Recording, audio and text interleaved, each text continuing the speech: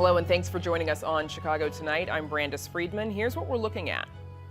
Budget hearings begin with debate over migrant funding. Our Spotlight Politics team on that and more. You don't find things like this outside except in big cities where they really lend a helping hand to people in need. A one-stop shop for Chicagoans facing homelessness. Plus, what two new reports say about a housing-first approach to addressing homelessness. And now to some of today's top stories. Supporters of a tax credit that provides scholarships for students across the state to attend private schools are hoping a new proposal will keep it from expiring at the end of the year.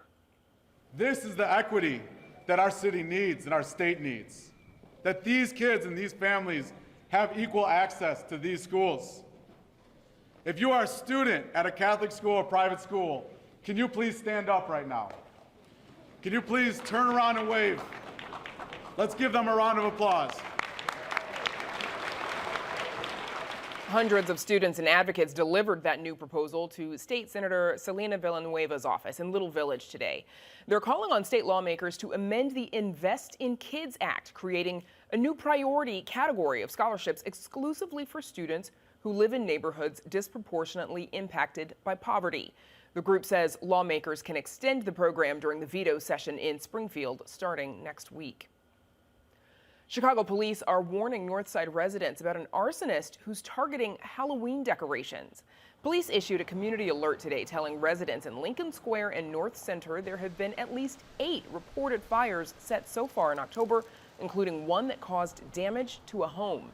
Police say the suspect is believed to be a white man between the ages of 35 and 40 years old. He's described as being around 6 feet tall, slender, balding, with a beard and mustache. Anyone with information is asked to contact the arson section of CPD's Bureau of Detectives. Want to get a jump start on your next property tax bill? The Cook County Treasurer says that you can head to the website. The second installment of property tax bills are available online now. Of course, if you'd rather wait, they'll be headed to mailboxes early next month. The bills are already late, though. Typically, the second installment is due August 1st, but property owners will have until December 1st to pay this one. For more on the bureaucratic wrangling over why the bills are due later than usual and an explainer animation about how your bill is calculated, please visit our website. Up next, how local organizations are battling homelessness. Right after this. Chicago Tonight is made possible in part by Alexandra and John Nichols, the Jim and Kay Mabey family, the Polk Brothers Foundation, and the support of these donors.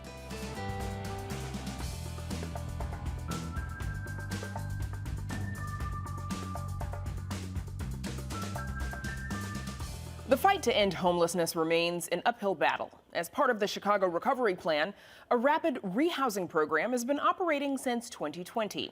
A local social service organization spearheads the initiative, connecting people facing homelessness to multiple agencies in a single space. Chicago Tonight's Joanna Hernandez tells us more about the accelerated moving events. I learned that I don't want to go through this ever again.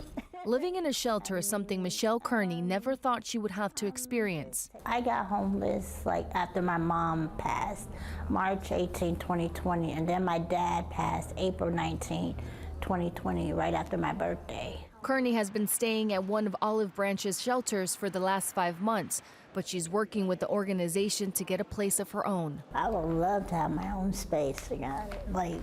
It's so much better. Yeah. Peace and quiet, no one waking you up at 6 a.m. and standing in line for the bathroom. Olive Branch is one of the city's oldest organizations providing housing and human services to people facing homelessness. We'll go talk to Oscar with all Chicago and let them know that the other agencies are here. Hebron Morris has been working at the organization for the last 22 years. He says helping people is something his parents instilled in him. They taught us to always be respectful to everyone and see people as people. Olive Branch is one of the many agencies participating in Accelerated Moving Events, a program using federal funding to connect clients to housing and other services. There used to be a system where you'd have to go to one location to fill out paperwork, in another location to look at housing, in another location to look at furniture. And if you'll recall, during the pandemic, that wasn't safe. And so we developed these AMEs, Accelerated accelerated moving events born out of that need and discovered that it's just really efficient. During the events, clients work with the AME team to browse apartment units, fill out an application, and pick out furniture from the Chicago Furniture Bank. It allows those agencies to better meet the needs of the clients that not only do they have, but that are around them in the communities. According to the city, more than 6,000 people are reported to be homeless in Chicago. The number of people staying in a shelter has increased by 14% since last year. Homelessness does not mean that someone is criminal or dirty or poor necessarily. It just means that unfortunately circumstances have caused them to not have a place to stay. Every week, the All Chicago organization partners with different agencies to host these events, and every month they serve people living in encampments. A participant can get housing, get market rate housing that is really subsidized for the first few months, and then as they go along progressively over the course of the next several months, they need to be developing their income. They have a case manager that works with them, help them find resources to develop the income. Each client comes in with a different life experience. Nicholas Franco shares what his life was like growing up on the streets, leading him to serve time in prison. The environment within your household that you're raised in that kind of leads you down that path. So I never looked at it much as a choice. It was just like a natural progression for us. My stepfather was a big drug dealer. So my mother was using drugs. There was domestic violence, child abuse, everything within our household. And I never thought that was not normal. Today, he says his motivation for a better life is his teenage daughter. When these people just gave us a home and to help me for temporary until I get myself back, build myself back up, you cannot explain the joy that's instilled in my soul right now. Through the program, Franco says he can move into a 2-bedroom apartment with his daughter in the next month. Slept on cement benches and stuff, so it doesn't affect me as much, but I know for sure, so I'm more happy. You're really thinking about your daughter? I'm more happy for my daughter than anything, you know. She's been here for quite a while, and this is the first time we're getting our own place since she's been here since February. For Chicago Tonight, I'm Joanna Hernandez. Organizers say the accelerated moving events have benefited 1,800 households since they began. The Chicago Inspector General recently released a report on how long people remain in their homes once they've been placed through those events. Around the same time, the Chicago Coalition shared a report showing an increase in the city's homeless population. Here with more on all of it are Julie Dworkin, Director of Policy for the Chicago Coalition for the Homeless, Marquita Sims, a grassroots leader with the Chicago Coalition for the Homeless, and Chicago Inspector General Deborah Witzberg. Thanks to the three of you for joining us. Deborah Witzberg, let's start with you, please. What did your report on this issue find? We looked at the city's outreach to residents of encampments. That is to say, a subset of the city's unhoused population staying in what are sometimes called tent cities. We looked at outreach in 2 categories. One, around cleaning of those encampments, but then second, more relevant to our conversation here today, the city's outreach to get interested people who are in encampments to these accelerated moving events. These are interdisciplinary events, lots of services under one roof, to help people who want it secure, stable housing.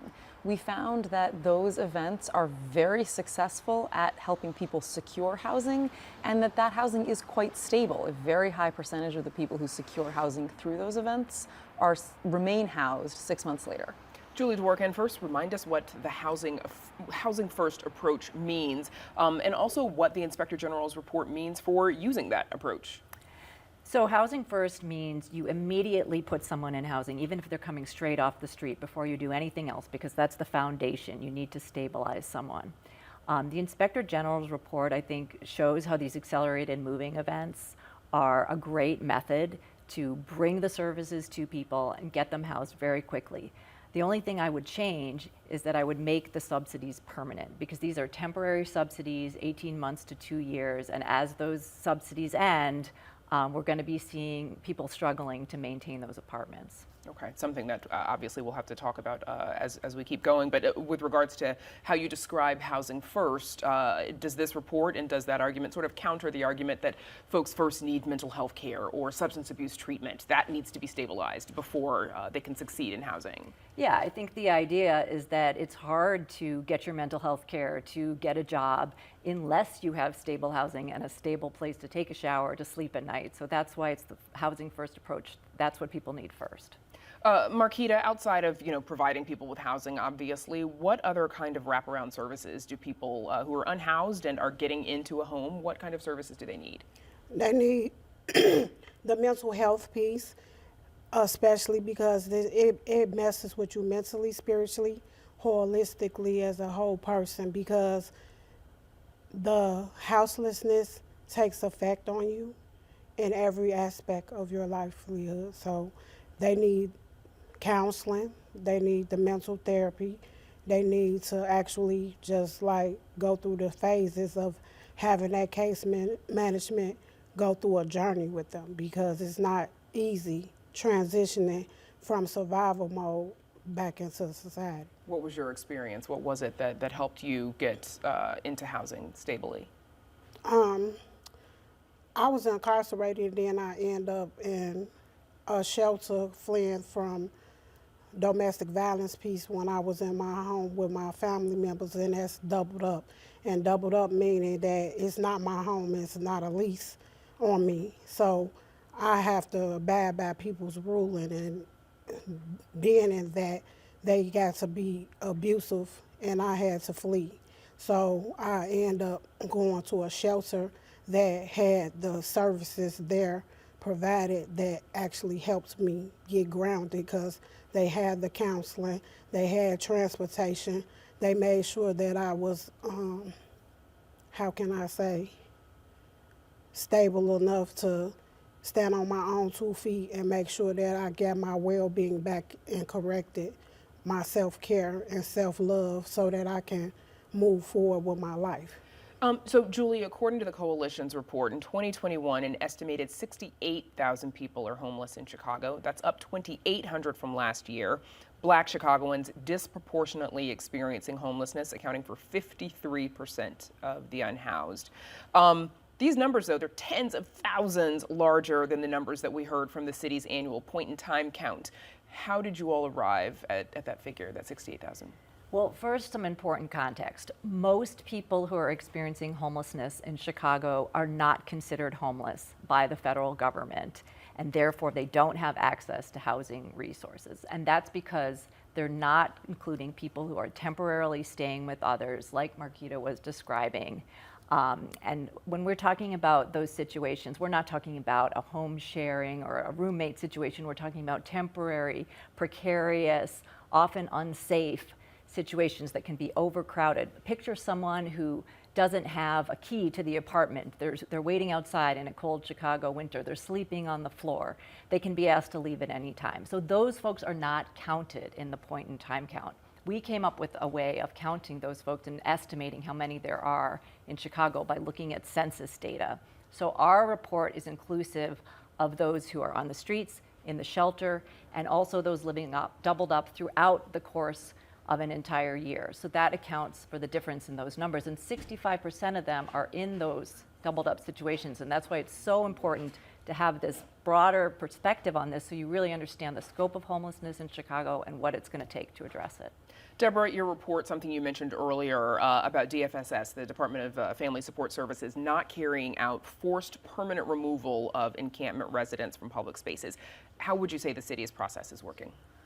We found that it's working quite well. We found no evidence of the city conducting forced removals of either people or their belongings. The city has a policy laying out how it will conduct outreach, how it will go about cleaning encampment sites, what the rules are around personal property, respect for people and their property. And as I say, we found no evidence that the city was removing people by force. Julie, we know this is something advocates are often working on. Do you think the city is doing enough to protect the property of people who are living in encampments?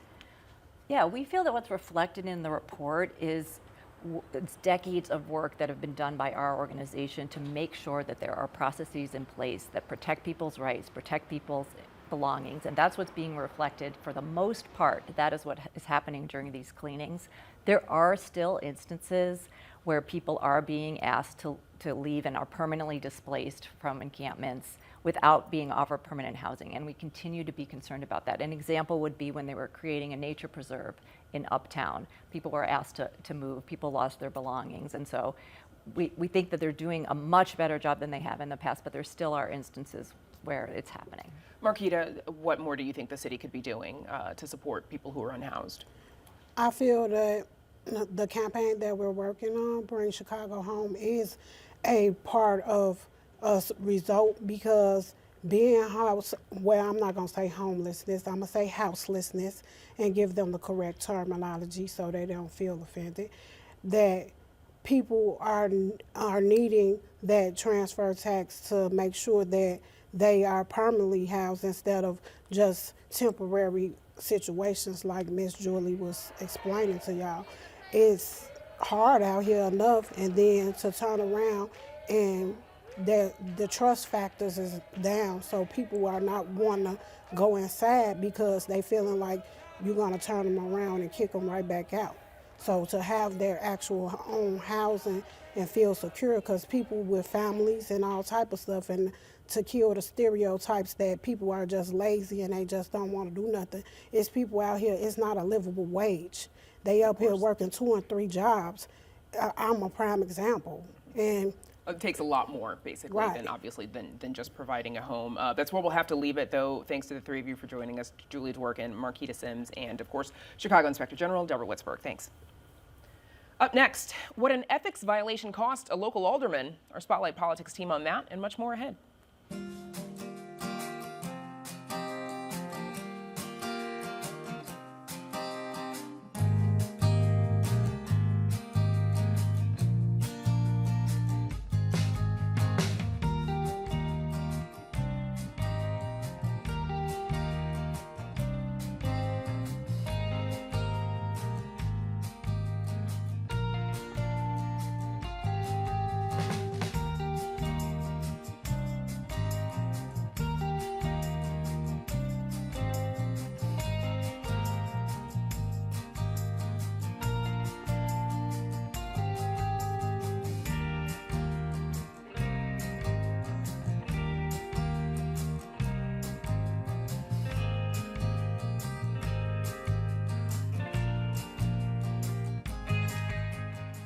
Budget hearings begin over Mayor Brandon Johnson's $16.6 billion spending plan. City officials consider a vacant lot in Brighton Park for the winterized base camps for migrants, and chaos in Congress over finding enough votes for a House Speaker. Here with all that and more is our Spotlight Politics team, Heather Sharon, Amanda Vinicky, and Paris Schutz. Hello again. Hey. So budget hearings kick off this week, as we said, for the mayor's proposed $16.6 billion budget plan. Heather, aspects of the proposal that you think it's going to be contentious for older people to decide on? Well, everybody's relieved they're not being asked to vote for a property tax hike or more fines or fees, but there were a lot of questions yesterday about how the city is going to care for the now more than 18,500 migrants, most from Venezuela, who are now calling Chicago home. And there were many, many questions that the mayor's finance team really couldn't answer. We know that Alderman Jason Irvin joined Paris here on the program last night. Here he is talking about the $150 million set aside for migrants in the 2024 spending plan. The state and the federal government need to step up and help the city of Chicago in this particular endeavor. This is not a Chicago problem. This is a federal issue. It's federal policy has driven us to this particular point. While we're willing to help and help with our fellow individuals, this is not solely a Chicago problem. So I believe this is the mayor's marker on what we're willing to do, but we do need support from the state and federal government to make that happen. Amanda, have state partners given any indication that they're willing to provide more funding to the city? No. There's your short answer. To expand on that a little bit. First of all, Illinois doesn't have the money, but also let's recall just how really contentious this issue is, with folks saying, hey, wait a second, why are we giving money to these newcomers when there are already so many needs that residents have that aren't being cared for? This is a fight that we've seen played out in Chicago and Joliet, really all over the place. State legislators, they also have an election on the horizon. So they're not looking to take any money that, again, Illinois doesn't have spare cash sitting around when it is that politically contentious, when they're asking voters to sign their petitions, vote for them in the next election. So this is not going to happen. The state is sort of further passing the buck. You hear city officials say, we need money from Illinois. You heard Alderman Irvin also say from the federal government. That's what you also hear from state officials. We need the feds to step in. That's twofold. First of all, this is the feds haven't come to any sort of solution generally when it comes to what to do with immigration. And then further, it's easy to pass the buck to this behemoth federal government. But they're dealing with the same issue, Amanda. 2024 elections, it is a little tricky politically for Democrats and even President Biden to just heap this wad of cash on Democratic cities like Chicago and get away with it politically. So it's the same trick box. So city officials, they might have found a site, though, for the proposed winterized base camp for migrants. Paris, what do we know about this site? Well, there's been multiple reports of city crews on this site clearing it out, that it looks like something's going to happen here, 38th in California in Brighton Park. It's a privately owned lot. What we've been told by alder people is that the city's issued requests for proposals for private property owners because it feels like every city-owned property, field house, park house, is being rejected. So now they have to go to like folks that own private property. And Alderman Ray Lopez last night, who's about a mile away from this site, didn't like it. He said that there's a lot of gang activity around that area, and that could be a tinderbox. So it's been very opaque from city officials. I mean, Heather would know the 411 from what city officials say, but they're opaque. They're not really confirming or denying that something's going forward there, or whether they're still considering other sites. Yes, by the way, it's going to get cold. Yes. So there is a community meeting set for Tuesday on this site. It will give residents of the 12th ward a chance to ask questions about the plan. But Alderman Julia Ramirez was very clear in a letter to her constituents today, said, look, if the water department finds this site suitable for these massive yurt-like structures, this will happen here whether I sign off on it or not. The city is simply out of options. So then the question will become, how are these base camps, quote unquote, going to be run? How will the people there be protected? And how many people can be sort of housed there? There are nearly 4,000 people living at police stations and at O'Hare Airport, really with no shelter from the dropping temperatures and no shelter from the rain. And we heard Mayor Johnson say that he's not going to go to the southern border this week because he wanted to stay here and sort of start figuring out these issues. But as we understand it, these sites can house about 1,000 people. Well, great. That's a fourth of what we're dealing with more people arriving every day. And to that point, Heather, the mayor said that he is not going to the border. He's going to send a small group of city officials instead, and that's because he wants to stay here and figure out what's going forward. Did he give any other reasoning beyond that? Not really. He hasn't taken questions directly on this issue from reporters for a little while because it was more than a month ago that his office announced that this was even the plan. And the fact that we are just now hearing about like a specific location gives you a sense of how difficult it has been to find locations for these tents. And he will also have to battle back frustration and anger from his own allies who do not want to see migrants housed in these sort of institutional facilities that are honestly more common in war zones and in refugee areas rather than major American cities. A funeral was held yesterday for Wadia Al-Fayoume, the 6-year-old Muslim boy who was stabbed allegedly by his landlord. Justice Department, Amanda, launching a federal hate crime investigation into this case. What do we know about the details? Has Justice Department shared anything? Justice Department isn't really saying much other than that they are going to put the full force of the U.S. Department of Justice behind this. There was a comment from Merrick Garland saying that there is no acceptable federal, this is so brutal that every legal authority will be used to crack down on this sort of activity. I think really, Brandis, what it demonstrates is just that this is high profile and that this gets to really the heart of these tensions brought over from the Middle East and saying we're not going to tolerate any sort of activity against Muslims, against Jews. And we're seeing this be so high profile, this incident, when unfortunately there are murders, there are hate crimes all the time. This is a very high profile instance they're hoping to make an example of. It's horrific, but you know, it spills over into city council and the fact that on a much lesser level, there was chaos on Friday over this resolution to condemn the Hamas attacks on Israel, and some more progressive folks saying we need to broaden the language to condemn any attack on Palestinians, any attack on innocent Gazans, and it, again, it gets to that tension Amanda's talking about where language is a problem, and city council, they had to clear out city council because it got so heated.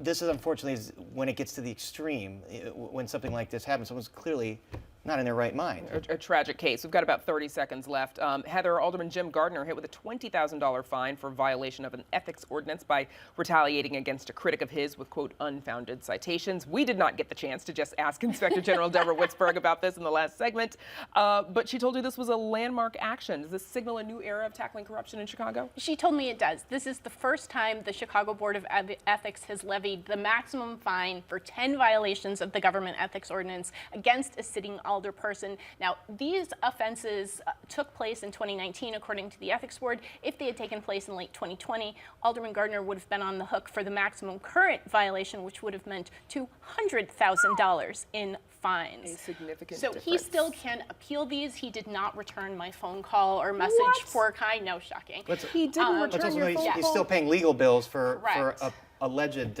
reported investigation yes. probe into some other activities. And of course, we'll have to talk about the House Speaker next week. Hopefully, we know who it is. That is Spotlight. I don't think we will. That is Spotlight for Eviction by Paris Shots. Paris. Amanda Vinicky and Heather Sharon. Thanks, gang.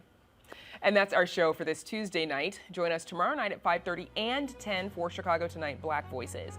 Now, for all of us here at Chicago Tonight, I'm Brandis Friedman. Thanks for watching. Stay healthy and safe. Have a good night.